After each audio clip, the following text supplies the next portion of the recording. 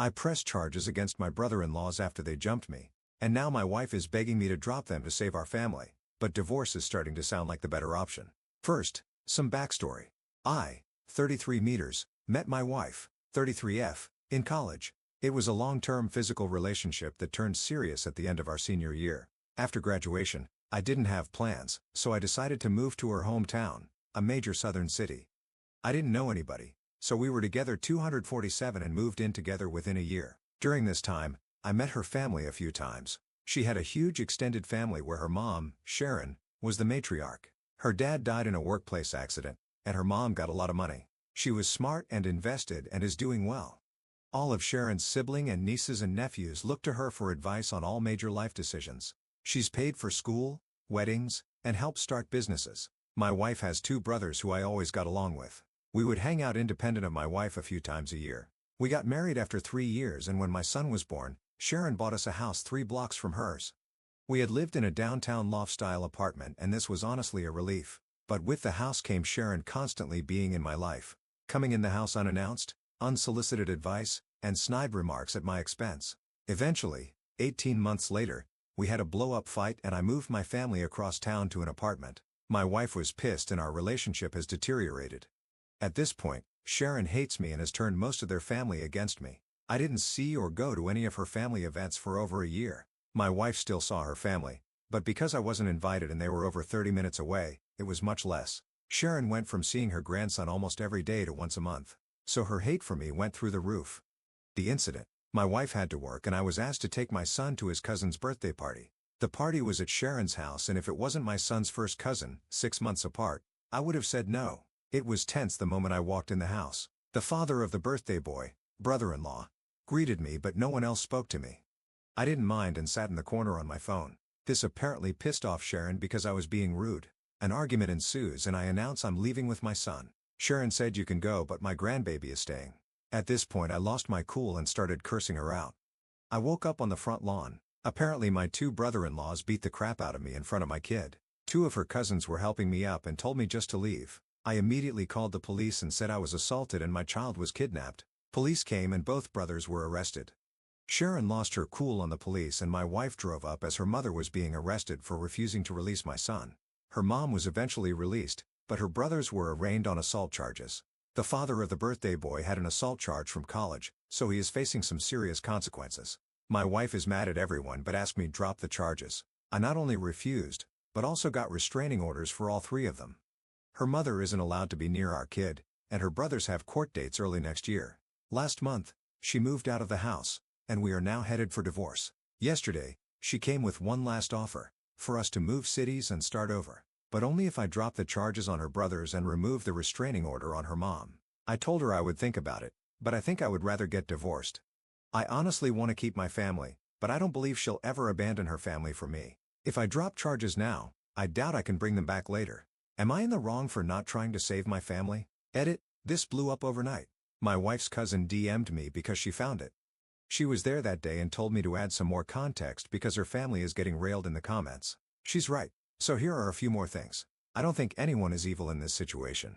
Everyone loves Sharon and her advice except me. She's not a mean person, but we are polar opposites in many ways.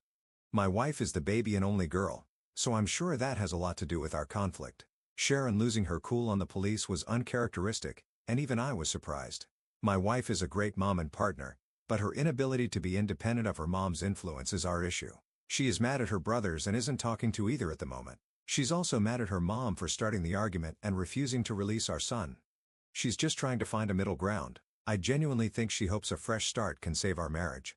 Until we moved into that house, I would say our relationship was good. As far as her brothers and the assault, I remember the first hit, but I was dazed immediately. The last thing I remember was flailing like a child while getting hit a few more times. What I don't remember is my kids screaming to stop hitting my daddy and them picking me up and dropping me on the lawn like trash. I have to acknowledge that my pride hurt more than my bruises. I genuinely liked both her brothers, and to be fair, fuck you and BTCH came out of my mouth when I cursed out Sharon. I'm not 100% innocent. This is the South, so the police even said, "What did you expect to happen?" I don't know if I stopped pursuing this it would continue or not. Update, 4 months later. Hello. Let me start by saying thank you to the supporters and screw you to the assholes. Reddit is one hell of a place to get perspective on things. Only place you could be called a good father and cuck in the same thread. I've been wanting to write an update and answer questions for a while. But after my original post, many Reddit lawyers reached out and told me to stop talking immediately. Since things were very uncertain and my divorce wasn't settled, I decided to not respond or update anything until things calmed down a bit. A lot has happened to so many people involved, so I think I'm just going to break it down by person. Me, I moved back to the West Coast, where I am originally from. I decided to move forward with the divorce, so I moved home. Furthermore, I had nothing left for me in that city, as I only had a few friends, my son, and a lot of bad memories. My ex and son cried a lot the day I left and that hurt my soul, but it was best for all parties involved. So I moved back home to be around my family and my support system. I got a good paying job, and I'll be subletting a 2-bedroom apartment starting next month.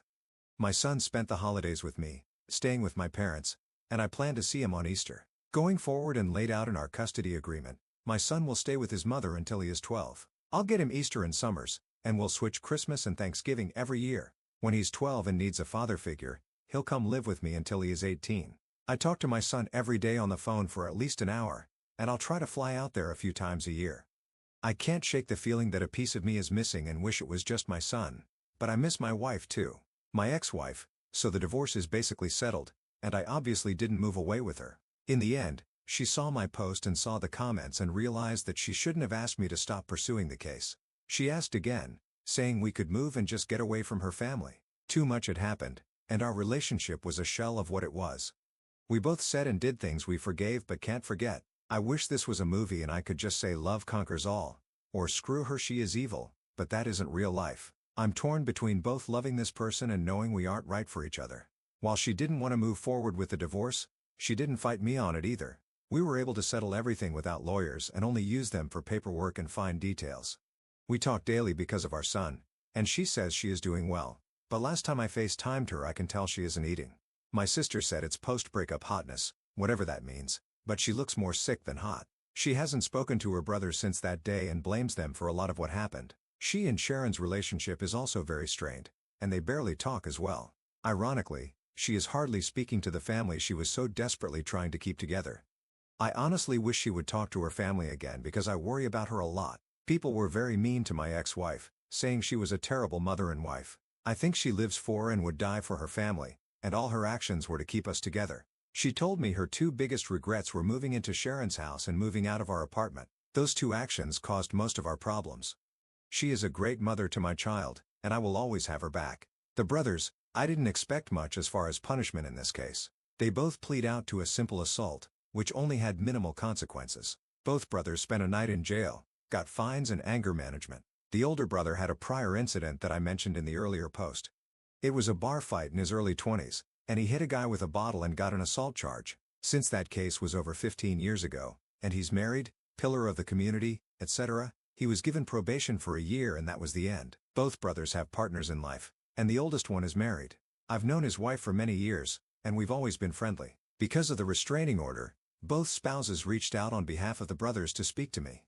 I barely knew the younger brother's girlfriend, but since I knew the wife, I spoke to her. She said both brothers regretted their decision, and she asked me to lift the restraining order and not to pursue charges. We had a brief conversation, but I simply told her I don't forgive her husband and brother-in-law, and I'm moving forward with both. As we ended the conversation, I told her not to call me again, and I haven't heard from either brother since. I don't know anything beyond what the ex tells me, and she isn't speaking to them.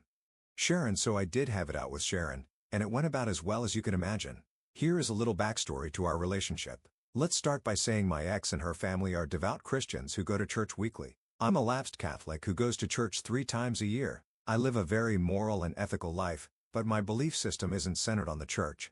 Furthermore, I consider myself a moderate liberal, and their family as moderate conservatives. For example, I'm down for the Second Amendment, and Sharon supported gay marriage. Ideologically, we were far apart but agreed on the important things in life. The real problems began when my son was going to be baptized. My mom wanted to get our son baptized Catholic, and Sharon wanted him baptized Protestant. Lots of snide remarks about Catholics were said, but I let it go at the time. The ex and I decided to wait and let our son decide, which Sharon hated. When my ex started going back to church and I wasn't in attendance, that further widened the divide. Her family would go by Sharon or someone else's house after church for lunch or dinner, and I either showed up later or not at all. Every time Sharon didn't agree with the decision we made as a couple in regard to our lives, especially my son's life, she would start leaning on my wife and pressuring her behind the scenes. We would literally make a decision, and she would go to her mom's house and then come back with a different opinion. The most frustrating part is she stopped trying to talk to me at all. She would literally just call my wife and get her to change her decision. The big fight that led to us moving out was that my son wanted to play soccer and not football, but my wife's family is a huge football family. We agreed for him not to play football because he didn't want to play, and our concerns about CTE. My wife comes home one day and does a 180 saying that she signed him up for football. We start arguing, and Sharon comes in the house unannounced and joins the conversation, saying we decided it would be good for him. I got pissed and told them Sharon is not my son's parent, and my ex shouldn't be so weak when her mom is pressuring her to do something we decided not to do. Then she said the words that sealed the deal: my opinion should matter. I bought the house. I started looking for a new apartment that night and never looked back. So when we talked, and neither of us raised our voices, but it wasn't a nice conversation. I started and apologized for calling her ABTCH, and she apologized for trying to keep my son without my permission. She flat out told me she wished my daughter never met me and that I've ruined her family. That her sons have criminal records now, even though one already did, and it's all my fault. She then started crying about not seeing my son and how she lost her only daughter. I told her she was manipulative and used her money to control the family. That she only didn't like me because she couldn't control my decision like her weak-willed family. I also told her she consistently overstepped her boundaries in regard to my child and marriage, and she put her own selfish interest ahead of her daughter's happiness. After spending an hour calling each other jerks in different ways, we ended things in the same place. In the end, I told my ex her mom could see my son because Sharon loves him unconditionally, and he loves her. Call me stupid, but I think family is a big part of your upbringing. My mom isn't around him enough, and every child needs a good grandma. The ex said she has been to a few family situations that were hard to avoid: wedding, funeral, Thanksgiving, but she leaves when her brothers come and my son doesn't leave her side. Sharon has seen my son and he has played with his cousin, birthday boy from Original Story, but she's keeping him from the family for the time being. My son, he's having a hard time with everything. It's not the fight. He thinks we were wrestling. He misses me a lot and cries on some of our phone calls. He's in therapy and all the sessions are about missing his dad and why we can't live together.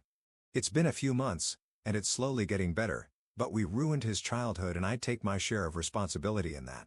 The cousin, she is my wife's first cousin, but they are more like sisters. Sharon is her aunt by marriage, and she was the first to warn me about the family. She was also eviscerated by the comment sections for having me add to the story. She told me I was out of line for calling Sharon ABTCH, but didn't feel I deserved to get beat up.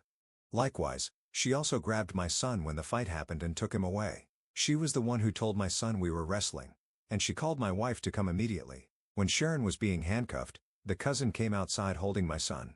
I told her to give him to me, but she pointed at my swollen face and asked if she could hold him. I trusted her enough in that situation to care for my son, so I respected her enough to add those details. She didn't deserve the shit comments either. Conclusion. In the end, everyone in their family read the original post, but because of divorce and assault cases, no one directly contacted me other than my ex. It wasn't a hit to say the least, but I only care that it hurt my ex's feelings. I think seeing everything written out from my perspective opened her eyes. Obviously, some things were left out and broad strokes were made to explain complex situations. In the end, she said, I didn't lie, but she thinks I painted her family in a horrible light. We thought about writing a joint update, but we aren't talking enough to make that happen. I told my ex about this post and asked if she wanted to read it before I post it, and she told me to write whatever I want. Nobody won here. We all lost. Relevant comments. Commenter number 1. I understand everything else, but did you really have to abandon your kid? OP.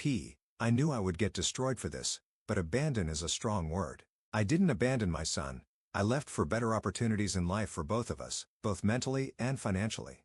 My chosen profession has more opportunities here. I was only there for my wife and child. My career picked up during the pandemic because I could work remotely, but in-office work is becoming mandatory again. I was already going to have to quit or move companies, so the timing was right. Also, my mental health is 10 times better now that I have left the city. For months, I gave my child fake smiles while trying to be a good father. I was a shell of the man I wanted to be. I'm still broken by what's happened, but I'm in a better place mentally, and in the long term, I'll be better financially. Commenter. You left for better opportunities in life for both of us? For you? Yes. For him? Not really. I was responding to something else you wrote, but saw you responded to this. Your assessment of my situation is understandable. But me working for less money and being constantly unhappy isn't good for my son either. If I could have stayed in state, trust me, I would have. But the economy is screwed. I used all my savings to continue paying bills and live with my parents for free to start over. Maybe I could have found happiness there, but I didn't see it happening. We are co-parenting the best we can.